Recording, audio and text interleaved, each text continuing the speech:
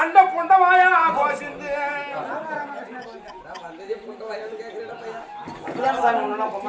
அப்படி கிடையாது மாதவா.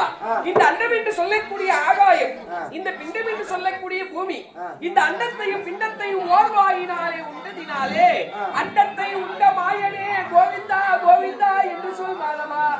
7 மலை மேல தங்கரவனே கோசிந்து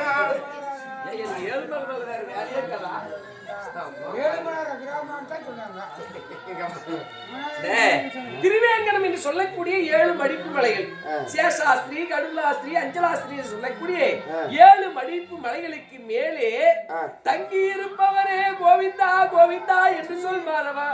ஆயா பாடின பள்ளி கொண்டவனே கோசிந்து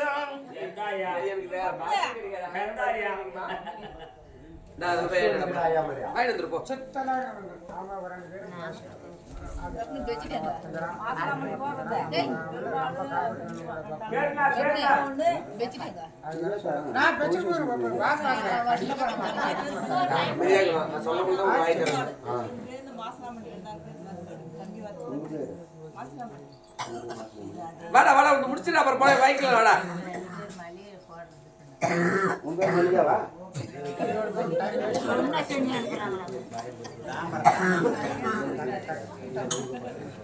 சாமி என்னடா சொல்ற?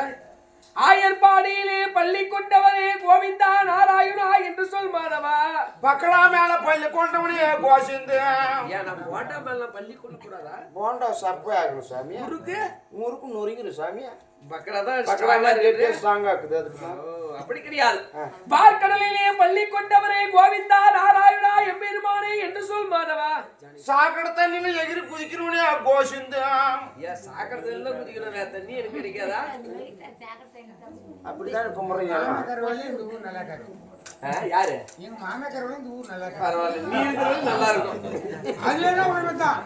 சரி அமைதியா இருக்கணும். என் மாமாவுக்கு இதே நாடகம் நான் முடிவேன். கூட்டுக்காரிக்கு வந்து நலத்தங்க நாடகம், என் மாமாவுக்கு வந்து சுர்பாசல், உனக்கு கர்ணமாசம். ராய்ஷாகன்னா இப்ப கர்ண மாசத்துக்கு இப்ப அப்புறம் பேசிக்கலாம். சரி என்ன சொல்லுடா? சகல சாகரத்தை எப்ப சாகுவாரு? பரவாயில்ல, நீ வேஷமே போடவில்லை. எனக்கு இதாகணும், என் கூட்டுக்காரி நல்லதாகணும், என் மாமியார் சொல்லுவாசம் ஒரே நான் பெரிய இடத்துல வாக்கு வாங்கிக்கணும். சரி போதும். சகல சாகரம் தண்ணிலே சாதம் செய்தவரே கோவிந்தா நாராயணா எம்பெருமானே என்று சொல் மாதவா. ஜானியும் மனன வர்றா கோசிந்து. லட்சுமி நாராயணன் கோவிந்தா. ஆட பூஜைமன் உட்காருக்க ஜானிகள் தான் பல்ல வரணுமா? ஏன் பாண்டில்லாம் வரக்கூடாதா? சாமி அதெல்லாம் அதிகமா போயிடும். அப்படி கிடையாது. கிரேதா திரேதா துவாபரி கலியுகம் என்று சொல்லக்கூடிய 4 யுகம். கிரேதா யுகத்திலே நான் ராமராக பிறந்திருக்கும் பொழுது ஜனகன் மகளாய் விளங்கும்படியான ஜானகியை மணந்தேன். அந்த ஜானகியை மணந்ததினாலே ஜானகி மணாலனே கோவிந்தா நாராயணா எம்பெருமானே என்று சொல் மாதவா.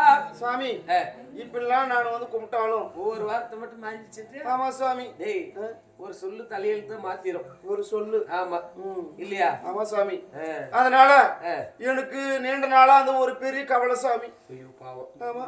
நான் இந்த பொட்டப்புள்ளியே 4-5 பிறந்துச்சுன்னா இல்ல சாமி, இந்த வருஷம் ஒரு ஆம்பளை பையன் பிறக்கணும் சாமி. கண்டிப்பா பிறக்கண்டா.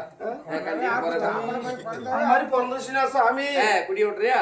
ஆமா சாமி. சத்தியமாவா? அதனால சாமி சத்தியம் இல்லையடா. சத்தியம் இல்ல. சத்தியம்லாம் பண்ண மாட்டேன் சாமி. மனசு கட்டுப்பாடு தான் போதும் சாமி. மனசு கட்டுப்பாடு தான் போதும் சாமி. சரி சரி. எதில் விட்டு சொல்லி சாமி. ரொம்ப நாளா உனக்கு ஒரு கஷ்டம், எனக்கு ஒரு மனக்குறை சாமி. கஷ்ட நிவர்த்தி நான் செய்யணும். ஆமா சாமி. சரி என்ன நிவர்த்தி பண்ணணும்னு சொல்லு, செய்யறேன். நானும் எங்க அக்காவும் 2 பேரும் சின்ன வயசுல இருந்து ஒரே இடத்துல படுக்கிறது, ஒரே இடத்துல பேழ்றது, ஒரே தட்டுல சோறு தின்றது. அக்கா தம்பினா அப்படிதான். ஆமா. ஏன்னா அக்கா ஒண்ணு ஒரு மகனா பாத்துருக்கோம். அதனால சின்ன சின்ன பிள்ளையா இருக்கும்போது அப்படி விளையாடிப்பீங்க செஞ்சிருப்பீங்க. அந்த மாதிரி இருந்தா சாமி. சரி. எங்க பாட்டி எங்க மாமா எல்லாம் வருவாங்க போவாங்க எங்களை பாக்குறதுக்கு. அப்பெல்லாம் 5 ரூபாய் 10 ரூபாய் காசு கொடுக்குறது. அது கொடுத்த உடனே என்ன பண்ண வாங்கி எல்லாம் சிறுவோடு சேர்த்து வச்சேன்.